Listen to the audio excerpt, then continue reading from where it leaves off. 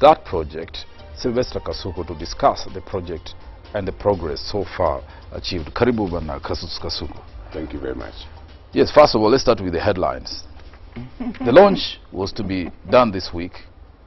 It was cancelled. Postponed. All right, postponed. Yes, thank you very much. That it was postponed for all good reasons and for all intent and purpose, so that when we... Good reasons? Yes, good reasons. It's part of planning, it's part of preparations, and it's part of making sure that we have all issues addressed. Right. The way Kenyans let's get the facts right, because it was postponed. No reason was given for it. But we get from the vineyard that, of course, compensation was one of the issues. People whose land is being taken up by the project had not completely been compensated. Is that the fact, or what was the reason? Yes, of course, the vineyard is always the vineyard.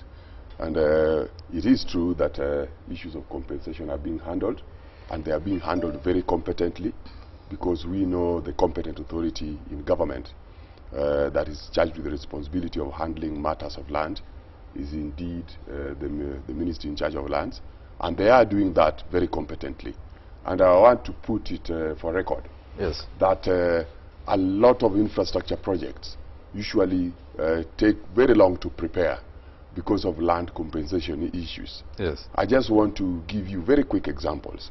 For example, the Southern Bypass.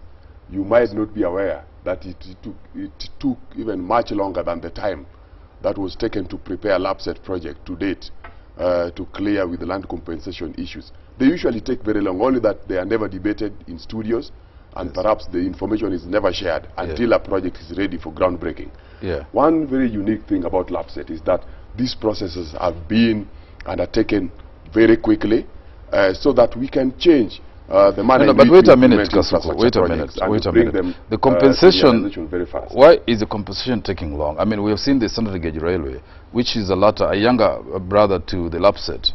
It's already commenced work, as the DP told us here on Wednesday. 300 kilometers already under excavation to start the standard gauge railway from Mombasa. Lapsset has been there pre-Jubilee government. It was there at the onset of the Kibaki administration. We have not begun moving, or not sorted out the issue, rather, of compensation up to now? It's not that it has not been sorted out. And of course, we shouldn't be comparing perhaps projects. From your point of view, you might not know that there are differences between those two projects.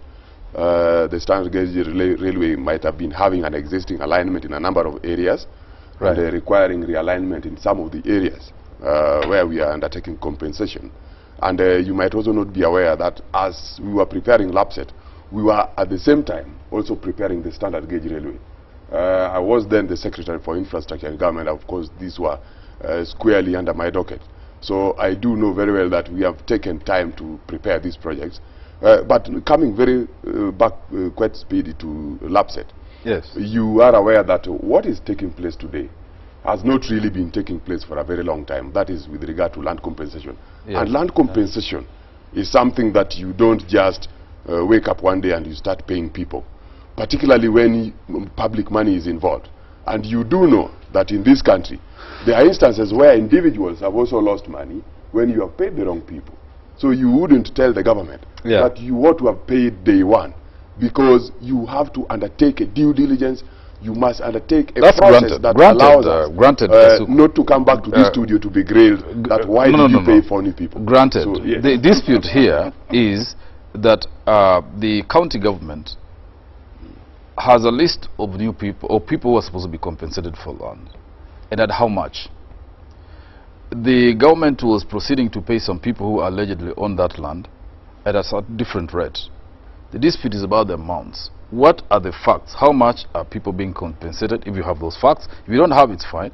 But if you have, it will be useful for the people of Lamu, who are in the, the first stakeholders in this matter, to know how much they're being paid, and whether the payment is happening and when it will happen. In fact, there is an issue also whether is it one list or two lists. First and foremost, you started the interview by saying that it has come from the vineyards. And those stories can only come from the vineyards. Yes, there must always be stories out there. Yes, and that's what I'm saying, yes. that definitely those kind of misconceptions, those kind of contradictions can only emerge from the vineyards, definitely not from So what is the official position? The government position is very clear. Yes. And there isn't a contradiction. The process is ongoing. If we had paid and issues emerged that there are differences between what we ought to have paid and against what we have paid, then you could have said that there are differences. The fact that we are in the process of paying, the fact that we are in the process of finalizing the payments means that the process is ongoing, and you cannot say that there are differences in lists. Those are just stories from the vineyard. To the extent that it leads the cancellation of the launch of the construction of those 3 baths, it must be a significant problem. It's not that it's significant to the point that it is that negative, the way you want to put it. It's that the government is a very careful government. The government that likes doing things in a way that leaves all settled and all are satisfied by the time it goes to start digging the pot, building the pot, in the interest of the economy. Okay. Yes. All right, let's move on to that, since you have completely refused to try to give us facts and figures of how much people are being compensated. So, I'm sure that the people want to know, because there's a dispute. I mean, there is conflicting information as to how much compensation is going out per what acreage or space. And whether the right people are being compensated, which is, really at the core of these issues. And we can't afford to brush them aside. So let's assume that is going to be sorted out. Let's move on. In Lamu. Yeah. What if I go to Lamu today and said, why Lapsset? What would I see? Definitely, there are a lot of things that are happening there, and very good things for that matter. One, if you go to Lamu today, you will find electricity from the national grid has already been taken to Lamu, all the way from 360 kilometers from Rabai, all the way to Lamu. 260 megawatt capacity, the capacity that is supplying Mombasa today. So a lot of effort has been put by the government to make sure that we have connected Lamu with high capacity power, in readiness for the industries that are supposed to come up there, in readiness for the port operations, in readiness for the numerous investments that we are expecting from Kenyans, who are from time to time today thronging Lamu to see what they can do there. Secondly, we have completed the construction of the Lapsset Plaza, which is the first operational base by all the investors who will be taking part in this project. We have created a working space there. The Lapsset Plaza is complete. We have completed the delivery. How big is it? The Lapsset Plaza is 4 stories. You must have seen it there in the prospectus there. Yeah. It's 4 stories, and it's a big space enough, the most modern building today in Lamu, and creating quite a signature intervention on that particular ground. We have also completed the construction and the delivery of the Lamu Port Police Station. This is the most modern police station in the country. It's already staffed and equipped as we speak. And as we also speak, we have also delivered water to Lamu Port site, considering that water is a very important ingredient of the construction industry. So we have made sure that we have undertaken enough preparations ahead of time, so that when we commence the construction of Lamu Port itself, then we have a lot of things running, and we are facilitating up to including private sector to partake. So you have put in place, as you say, the visible things that show that the project is actually starting for somebody. Which are actually preparatory. Preparatory. Those are preparatory to facilitate both government and private sector. Commencement of actual works. Yes. When do these are part of the project, yes, yes, but when do the signature projects commence, which is, of course, the port, the construction of the baths? When does it commence, or what is the progress so far for somebody who has not been following it? The progress so far, if you go to Lamu today again, for the visibles, it's not that things have not begun, but preparatory works for the construction for the port itself has been ongoing for close to 2 weeks now. The contractor has already been prepared what we call the temporary platform to enable them to start building the port itself. So those preparatory works have been ongoing. Now, of course, large-scale works will commence when we go to ground break. Yes. But works are already going on, because you cannot go and start building a port when you have not been to site. So the contractor is actually consolidating, undertaking all the required preparations, undertaking all the minor works, particularly on the seaside, to create even the platform from the sea, because the first 3 berths are being built from the sea. So it means that you must also create a platform where you can start working. So all this has been ongoing. Can you tell us who is financing this? This project is being financed by none other than the government of Kenya. Yes. And Public revenue. And how much? What's the no, budget? no partnership, private or international financing for it? So far, this is solely the government of Kenya making a signature move to assure investors that this is for sure a worthwhile investment to look at. If I look back, I think there is a team of investors, Kenyan private sector investors, led by, I don't know whether it was Centum, or that visited the president and had a proposal to participate in the construction of the Lapsset project, especially, I don't know which elements of it. And negotiations were held to that extent. So are you saying there is no external non-state government funding for it? There is a lot of that. And as you are aware, definitely private sector is not like public sector. Like when public sector decides that we are devoting revenue to a particular project, it's something that we do, you can do it instantaneously, because revenue is always flowing in and you see what you can devote.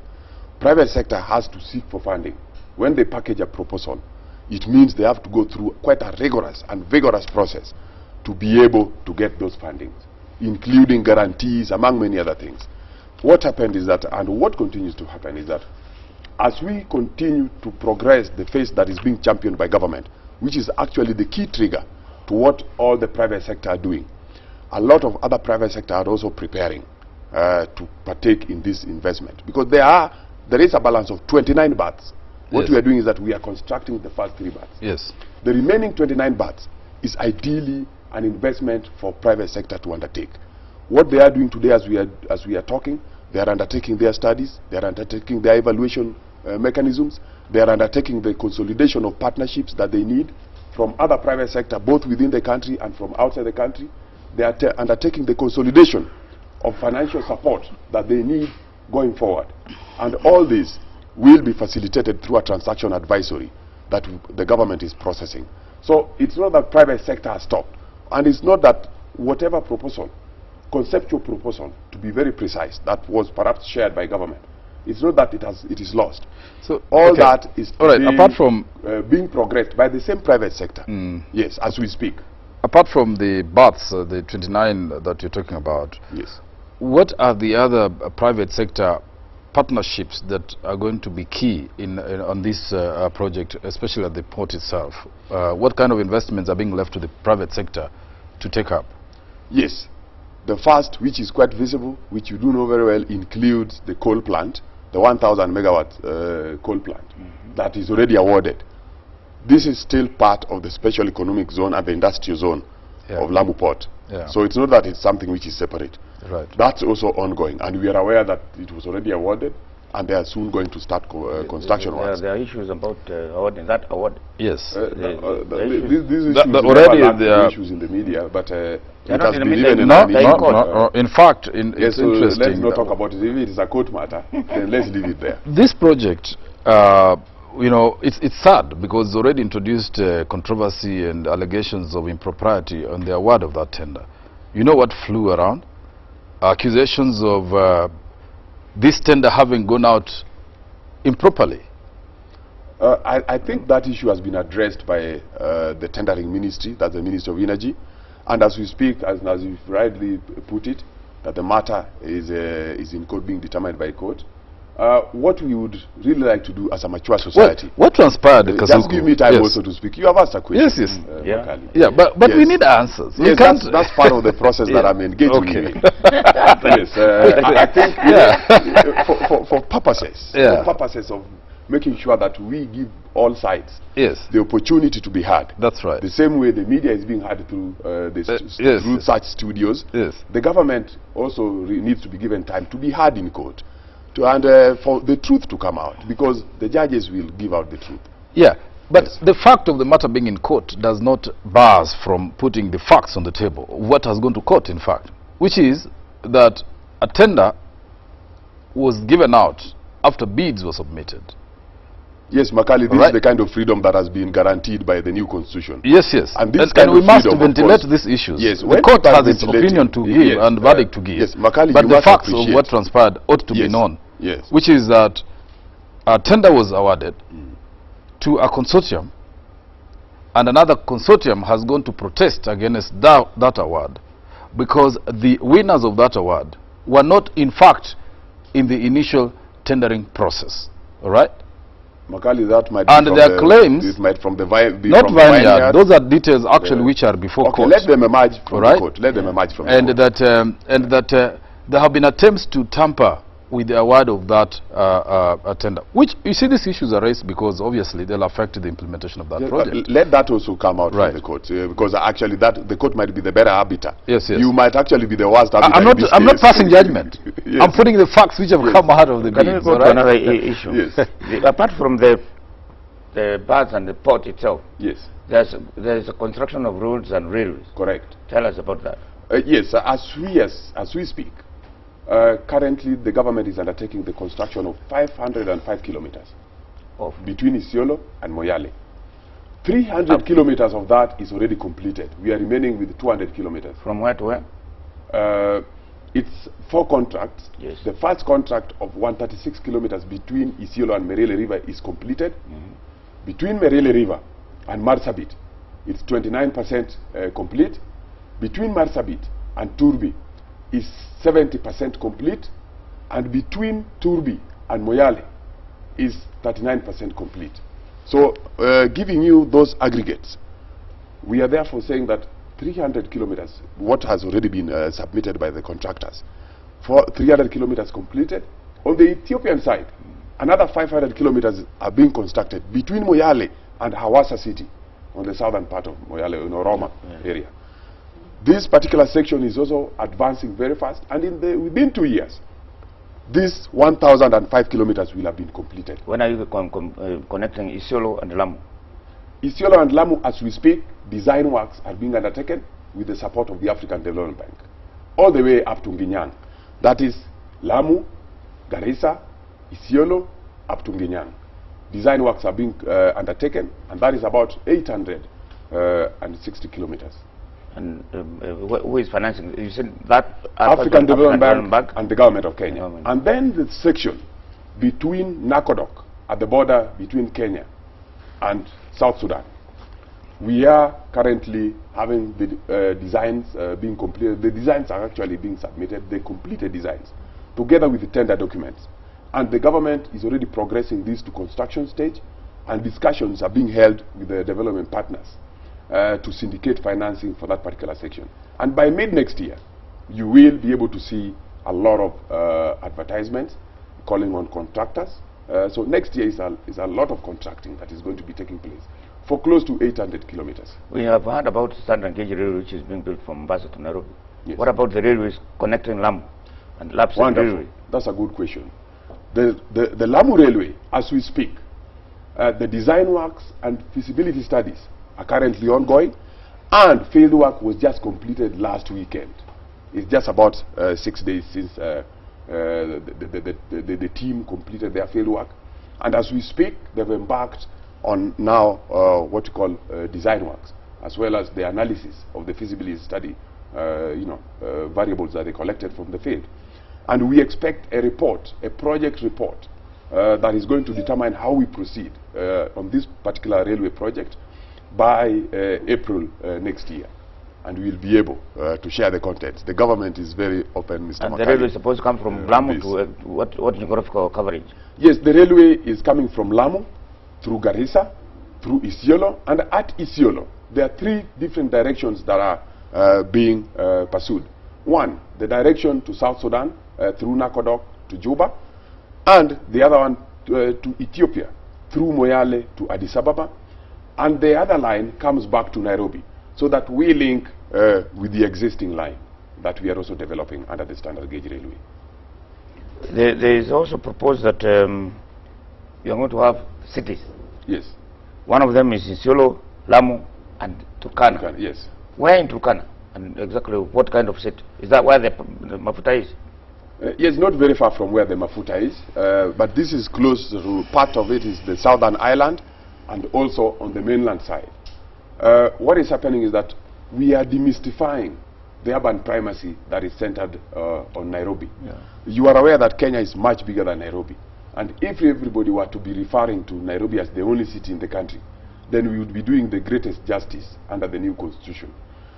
What the government is doing is that we are opening up 200% of economic space, of living space, of investment space, of revenue space, of everything space, so that this country can grow in what we call a balanced and in what we call in an equitable fashion, so that all parts of this country can grow and everybody can find an opportunity in every place.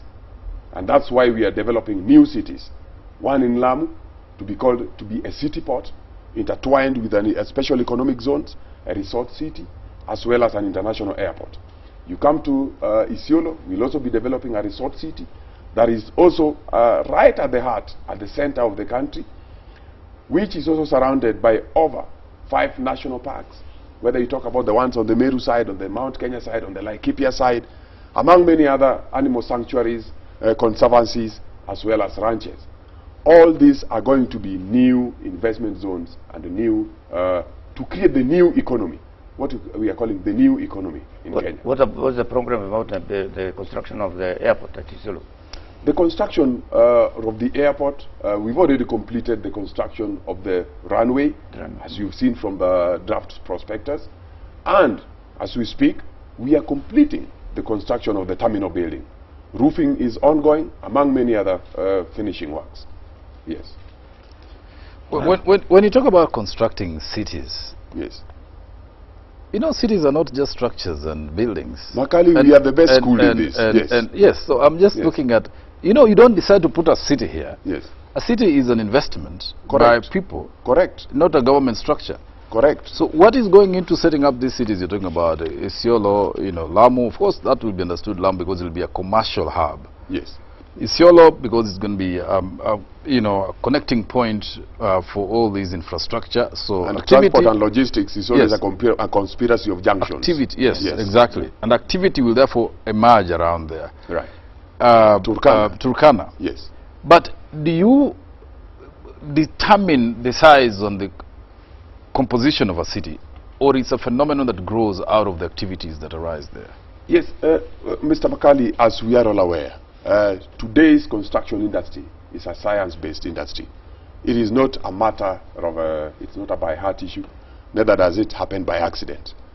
And as we speak, we are undertaking what is called requisite planning. We are at the requisite planning stage.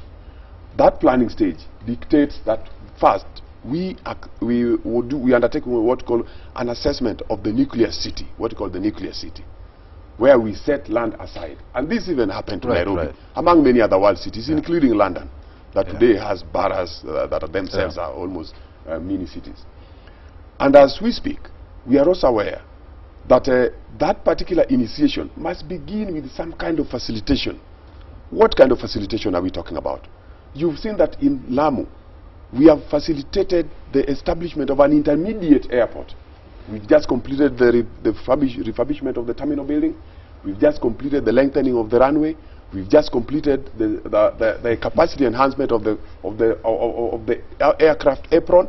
Yes. And as we speak, we are looking at what we call strengthening of runway, which will be happening also in the near future, including putting in place the aircraft surveillance and monitoring systems, including the watchtower, the control tower, to facilitate safety, navigation safety in that particular area. And this is going to happen to all these 3 airports. What we are doing is that we are creating the facilitative mechanisms what you're to doing, allow private sector now to take the center stage. Yes. Okay. So essentially what you're doing is the design of the area that you're calling the city. Yes. Making provision for which kind of establishments or investments ought to go in those places. Correct.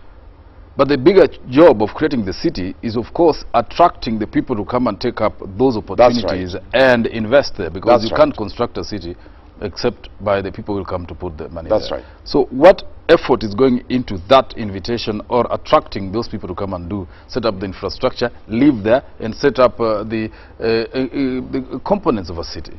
Yes. Which is a lifestyle and a commercial affair. Yes, Makali, just to take you back a little bit again, so that you will pick from where you actually need to pick up. Just like an aircraft, just like an aircraft landing on a deck in the sea, it needs to pick up the hook for it to stop flying. For it to roll with it. Yes. So I want you to pick up that hook. Because I don't pick Give me the hook. Yes, the hook, the first hook is that the planning itself is the most important bit of it. After we've completed that planning phase, then we will bring on board what we call the master developer to work together with us. This is how we will be able to market the city internationally. But at the moment, as I've rightly said it, as we plan, we know what we need to do to kickstart it. People will not be crawling to that city. If investors are coming, they need to fly there. That's why quickly we put in place the airports that you are seeing us put in place. These are prerequisites. Secondly, we have taken high capacity power to these locations, because when investors, when we start calling on investors very soon, they'll be asking us, is there power supply? We should not look like we do not know. Today's Kenya is a Kenya that is understands what really needs to take place. Just like Dubai was built just the other day. If Dubai could have been built on sand, why can't Kenya develop cities at highlands, at the seaside, as well as at inland waterways? You know, which are really surrounded by some of the best natural resources that you don't even find in those desert cities. So of course there's always, you know, Kasuku, you and I know that in urban development, there's always the risk of doing some white elephant projects that are well intentioned but do not attract the intended interest. And we've seen it. I mean, that risk is there. Are you aware that that risk is real and staring at you? Yes, that you can do all this grand planning and lay out the infrastructure, but there may not be sufficient incentives for certain types of investment or investors to come into that town, because at the end of the day is the return on investment, not the grand infrastructure. Yes, Makali, we know that the word fear is there. The word fear. Not fear, caution. Allow me just to talk now. Yes, the word fear, the word caution, all these ones are there. And when you over-glorify fear and caution, sometimes that's why those people who over-glorify fear are called schizophrenic. There's a level to which you can fear and you fear normally, and you are said to be normal. And there's a way in which you can treat caution as caution, and you leave it to where it needs to reach.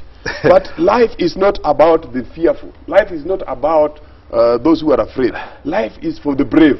It is true. It is for the brave. And our government of this nature. It is for those who dare. Let me speak. Let me speak. But you are usually on this same studio, scheming other sectors of government, why they've not come out boldly to do certain things. Today, you are hearing from the government's mouth that the government is convinced that what it's doing, it will do it to a proper conclusion, a conclusion that will bring results to the table. That is the prerogative of government. To think, to plan, and to do. And but so it's also the prerogative of others to check whether, without really that is why I'm just checking that, you know, all these things are all grand and well intended. There is no doubt about that. There's no doubt about that. The test is in the performance, in the eventual turnout of whether in fact those things materialize or not. So you, as of course, in being in government, you are entitled to have a missionary, that optimism, a Pentecostal spirit that's right. And that's around what projects. need in government. And the rest are entitled to be skeptical about the reality of where their money is going and whether it will pay back. Because white elephants exist. Yes, you know it. Being cognizant of that. Gives us enough reason. For example, you know, without being talking too much, you look at how Concert City was planned and intended. The speed at which it's moving is not exactly how the initiators thought it would roll. In fact, there are quite a few challenges which have emerged. If you look at the great projects we've done, even in the previous government, look, Eldoret Airport had bigger intentions than it has served so far. Perhaps in the future, the potential will be realized. But you realize that airport is underutilized. Yes, so that's why I'm Makali, asking these questions yes, in terms of realism as we go forward. Allow me to bring you to speed. Is the reality also being sized in as we move? That's my question. Makali, the reality is being sized. The reality is being seized. You know, you size it and you seize it.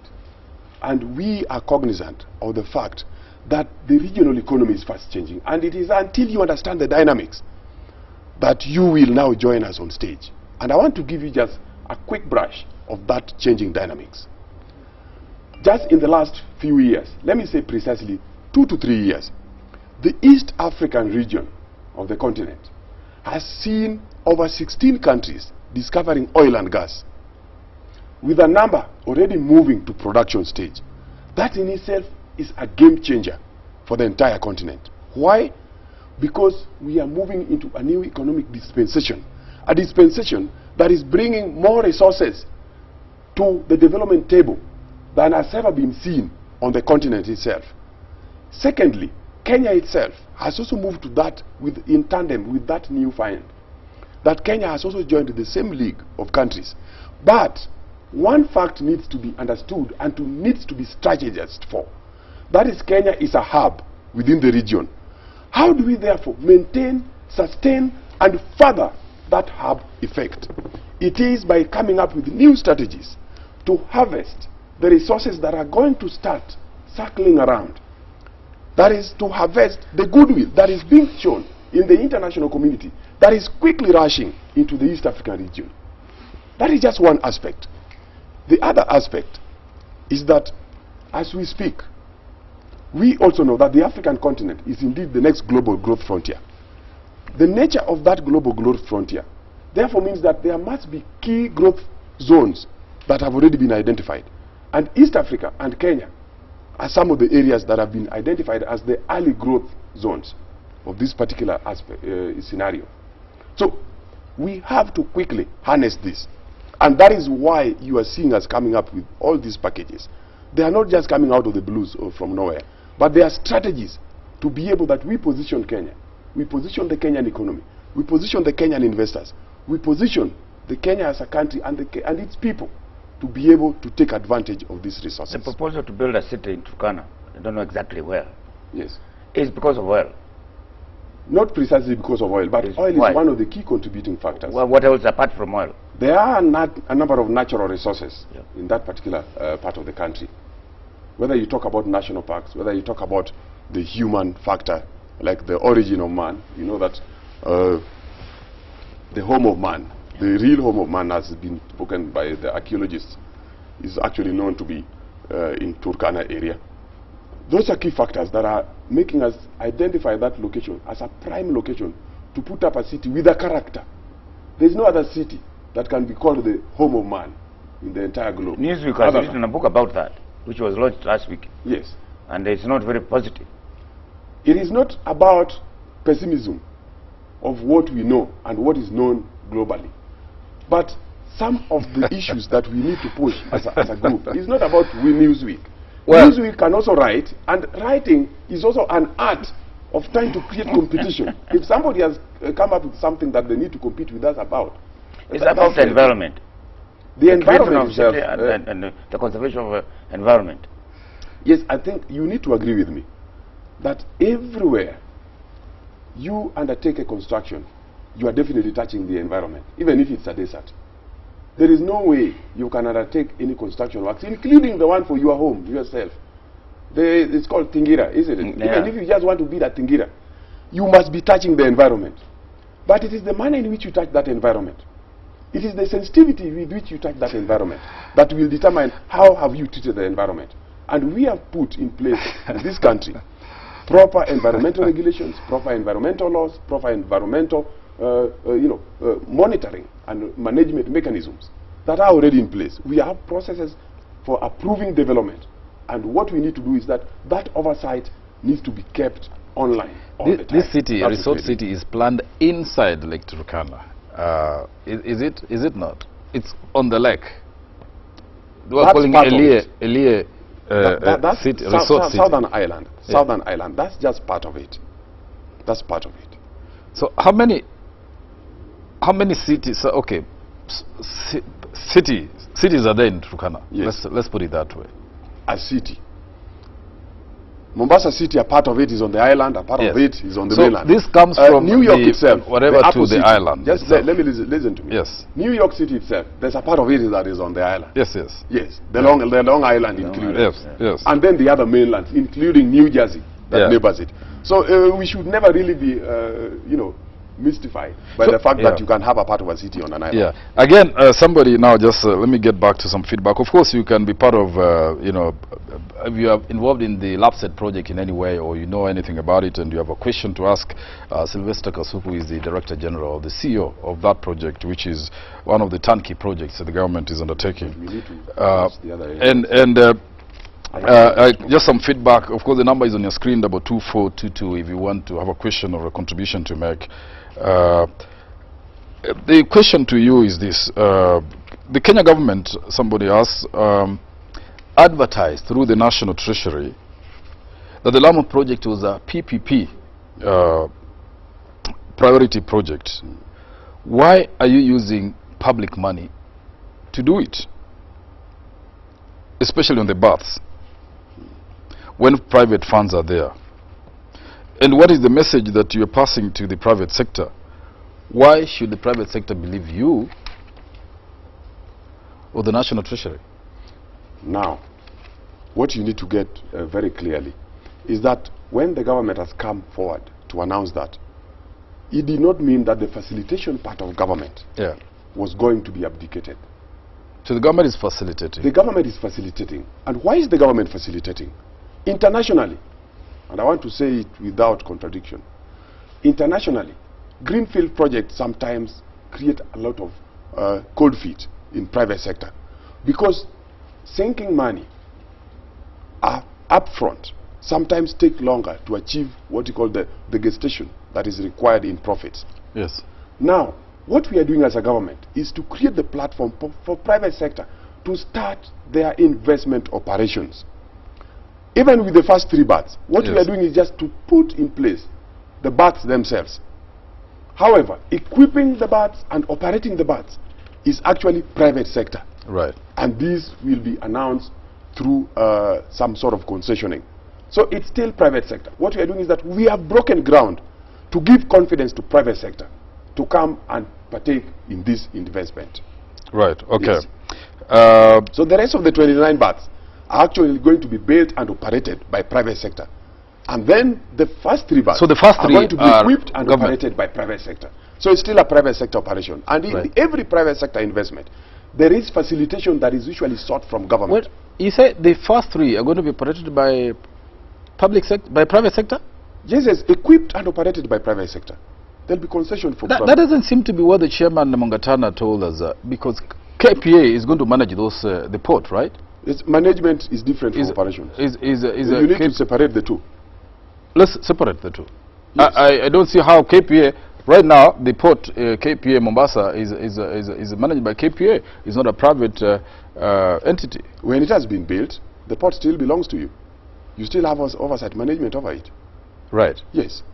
So the operation will be outsourced in terms of management, that's the business. That's the business that we want private sector to do. Which is privatizing the port, the Mombasa port, or what is it? That's isolate the two, because like we build roads in Kenya. Yes. We allow people with private vehicles and buses to ferry. To use. Yes, to use it. Yes. The roads have not been privatized, but they do business on the road. Yeah, it's just like a road. Yes. When you build the baths, then you say they're going to be operated privately. What does that mean? That is not like using, a port user doesn't own the port. If you build the road, people building the No. A port user, a road user, it doesn't own the road. Makali, that's why I want you to isolate the two. Yes, I want to. What is the level of private partnership? Yes. And or in the operation? Yes. Or management? In and fact, what is public or state? Yes, Makali, in fact, as the world is fast changing, yes, and as we now start imbibing some of the best management practices, yes, on infrastructure, I think we also need give us the format. Yes, we also need to upscale our true, media, but give so us that you understand where it's not about the media. It's about explaining things in clarity. Makali, allow me to bring you to speed. No. Explain the clarity between the two issues. That's what it's not about the media upgrading. I disagree. Okay. I'll explain the facts between the two. Okay. The private operation and the use. Yes. Yeah. Okay, let me bring greater clarity to this. Yes. Just like you build the railway and you have what you call the open operational mechanism, Yes. in which people bring rolling stock, the rail cars and the like. Well, that's, yes. Yes, that's what you call private operations. The vehicles does not have to belong to government. The same way we build roads, we don't have to have buses operating on them carrying people. Yes. Long time ago, we used to have the government having buses, including Nyayo bus, Okay. to operate and carry people. That is the just function. wait. Yes. Yes. I'm trying to tell you how things have been changing without you sometimes realizing that they are changing. Today, public transport operations are truly private sector. I get the point of view, sir. Yes, yes. And Now let me go to the operator port. Now of the let me go to ports. the port. Yes. Let me go to the port. Yeah. Ports are sometimes very sensitive. They are strategic in nature. Yes. And a lot of port operations sometimes can even jeopardize security issues among many others globally. Yes, yes. And that is why when you talk about a private operator, Yes. you don't build a port and you tell everybody, now just go there and do whatever you want.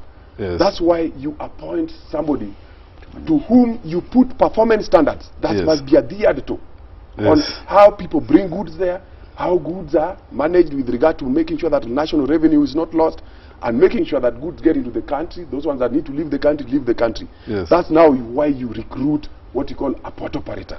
Otherwise, the port remains yours. Right. Those operations, but Yes. you still maintain oversight. That's including security. clarified adequately. Let's go to power. Let's move on to, Yes, to power. Yes. You are supposed to have finished Kindaruma Garissa by December this year. Masinga Yes. Isiolo, Kamburu Isiolo. Is that complete? According to schedule. We have not yet ended December, but what I can tell you that the report we've been given is that they are quite advanced and they are ongoing as we December speak. is 2014 is a few. What maybe put it this way to Kasuku, practically, what is on schedule and what is behind schedule in the project? It can't be that everything is high flying good. Obviously, this is a project that has I know setbacks. challenging government is always very nice. No. And that's why Facts. we are here. We have to take stock of the facts and reality because Yes, I mean bring things it, are never bring as it, good as they are planned. There are always setbacks. We've had security setbacks. We've had funding setbacks. Yes. So what is on schedule and what is not? I would like to say that I'd already explained about the road going to Ethiopia, up to the side on Ethiopia also. We are talking about power. That is on schedule. No, he asked me what is on schedule and what is Then not. he'll address that as well because that's one of Power. the things which are not on schedule apparently. Yes. The part that is of commencing the port construction, it's within the part of the year where we wanted to start the construction works. It's still on schedule because we still look forward to commencing the construction works on that schedule. The delivery of the preliminary works that have been undertaken, that is on schedule. Including the delivery of power to Lamu was ahead of schedule. The delivery of the Lapsset Plaza, among many other facilities, it was ahead of schedule. The delivery of the designs for the roads, beginning from Lamu, through Garissa, through Isiolo, all the way to Nginyang, that is on schedule. And in fact, there are certain sections that are ahead of schedule because we are supposed to have completed that by end of next year. But we have those whose preliminary designs are actually getting ready. They were supposed to be getting ready by mid next year. But as we speak, they are already getting ready towards the end of this year. And then it means they are now going to fast track ahead towards complete engineering design before the end of next year. And that is what we want. Secondly, we are also talking about completion of the design of the section between Nakodok all the way down to Kitale to link with the existing corridor. That is on schedule. We are also talking about translating when does that one get done? The one you're saying to Kitale. What is the timeline for it? Actually, yesterday we had a review with all the design teams together with the National Highways Authority. And more or less, they've completed, within 1 month, they will have submitted all the designs, including tender documents. And that's actually almost ahead of schedule. Because again, we were looking forward to translating it into the project phase by mid next year. But that we are already now doing that, now that the completion process is on schedule. Yes, and we want to translate that, we want to transition that faster. Let's talk about agriculture. You are planning to build some dam. Yes. Tell us about the progress about that. and the benefits of agriculture? How will we benefit? Yes, as we've said before, the corridor itself is not just about building infrastructure and infrastructure unto its own self. We are building the infrastructure so that we can energize other sectors of the economy. That is, for example, like agriculture, industry, among many others. Manufacturing. What we want now is to make sure that as we build the infrastructure, we also bring on stream the other sectors of the economy that need to ride on this infrastructure.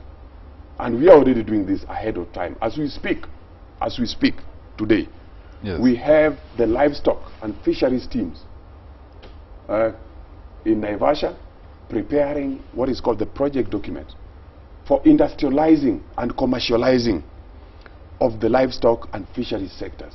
How is this working? We know that livestock in northern Kenya is there. It's not something that we need to go and manufacture. Livestock is also found in Uganda, neighboring the project area, found in South Sudan, neighboring the project area, found in Ethiopia, neighboring the project area, including Somalia. So the entire swath of land on that northern enclave, including 4 additional countries, is quite endowed with the livestock. What we want to do, therefore, is to commercialize and industrialize. Therefore, to get both local and international investors to establish what we call processing facilities, livestock processing facilities at the port site, at the industrial site, so that it can utilize the port for export as well as to service the economy. Secondly, the exclusive economic zone of Kenya in the sea, together with the neighborhood, its neighborhood, that is in the sea, exclusive economic zone in Somalia, exclusive economic zone in Tanzania, Seychelles, Madagascar, Comoros, all that entire enclave is one of the richest in fisheries globally. And that is an inexhaustible resource that has been studied through scientific means. What therefore do we need to do? As we speak, Seychelles is the one that is trying to scratch the surface of that resource. They have fish processing facilities on the other side. They cannot cope. And in that event, we are also not being able to utilize the fisheries that might be caught from our side. So what we are doing in this particular investment, therefore, is to create what we call a fish processing industrial park in Lamu to be able to utilize these first 3 berths that we're already putting in place. So as we will be progressing the construction of the berths, we will also be progressing the bringing in of private sector to establish the industries, the processing industries, so that the fisheries can start to be processed and exports can be used, can be channeled through that port.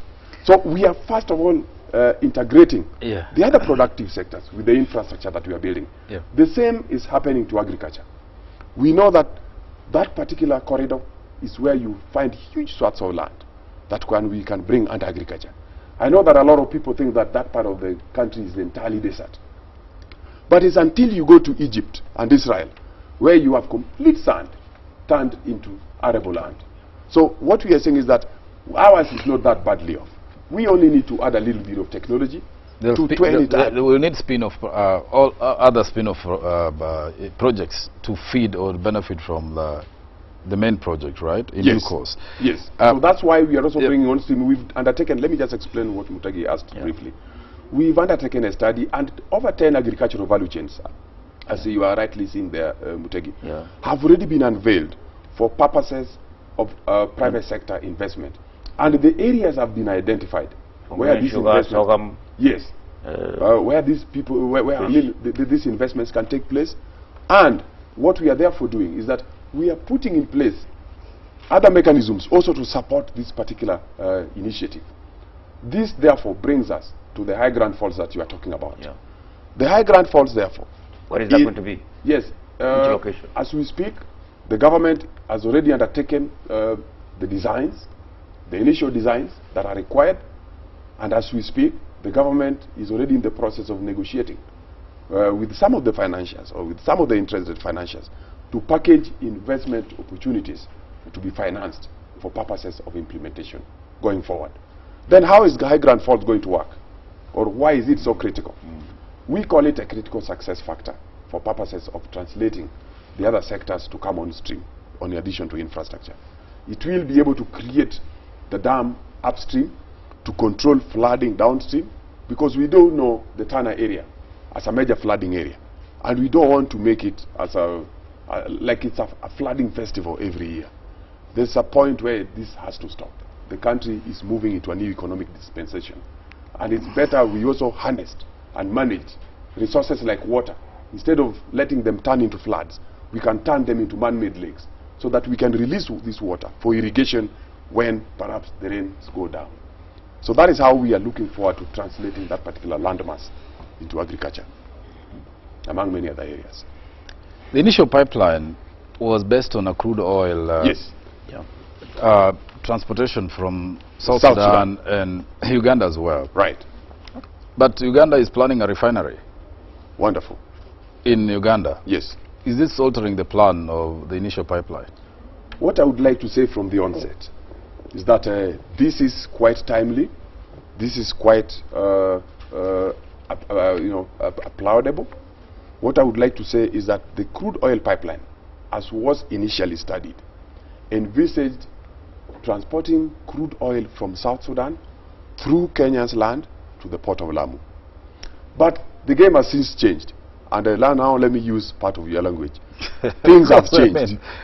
Things have changed. They've changed for the better. How have they changed for the better? Yes. Kenya has discovered commercial quantities of crude oil as we speak.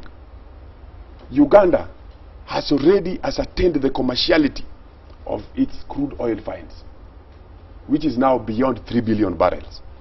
Now, fast tracking my statement to the refinery. How is this playing with the crude oil pipeline?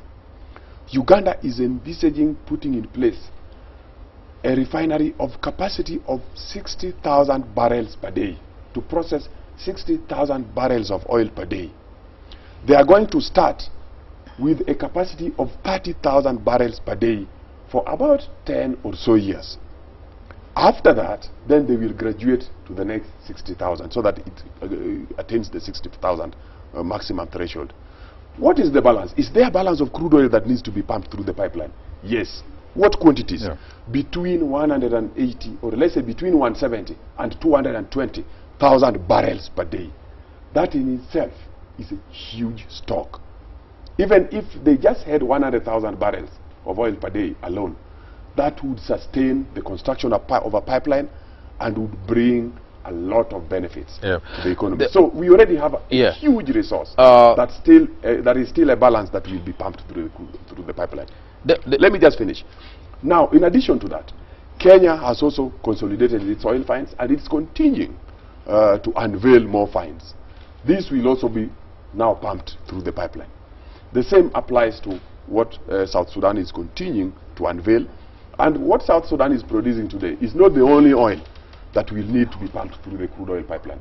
They still have a number of oil blocks, even coming towards the side of Kenya, that are quite huge, that are yet to be drilled, and that when the drilling brings more resources, to the table, then we'll still find their way into the crude oil pipeline. Okay, of course we hope the best for the best. I mean, the recent challenges in South Sudan obviously must have sent shockwaves to your office, because when the fighting erupted, the intention was actually to take the oil elsewhere.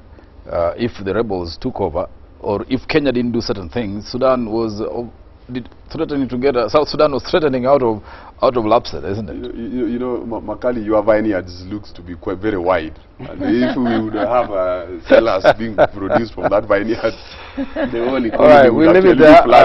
Now, we have to tie up the show. Yes, we are tying up. And actually, you need to understand the update on the pipeline. You didn't ask me for this. Perhaps you already know it's very good. In terms of the crude oil pipeline, the government of Kenya, Uganda, and Rwanda have just recruited a consultant to design the crude oil pipeline, as well as to undertake feasibility study. This will take 5 months.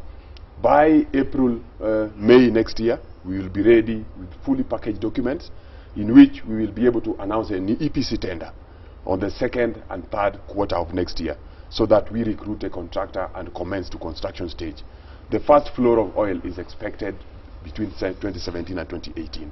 That's very good results. All right. We are ahead of schedule. We have to end here, Banakasuku. I mean, obviously, this, you know, sleep, work, Lapsset, and so we can talk about this until tomorrow. But it's good to hear an update. More time.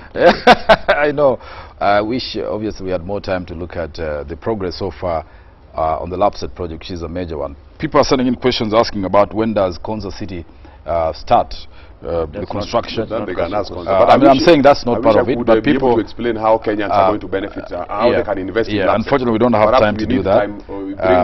People are just listening to the growth and progress on Lapsset and wondering, so what about Konza City, and casting comparisons about the future, perhaps, of Lapsset, looking at Konza. But but people believe that you are doing well. We'll get Konza City to talk about Konza City. But that is it this morning on Power Breakfast, looking at Lapsset. We need to go out for live broadcast. Thank you for continuing to watch Power Breakfast. Thank you very much.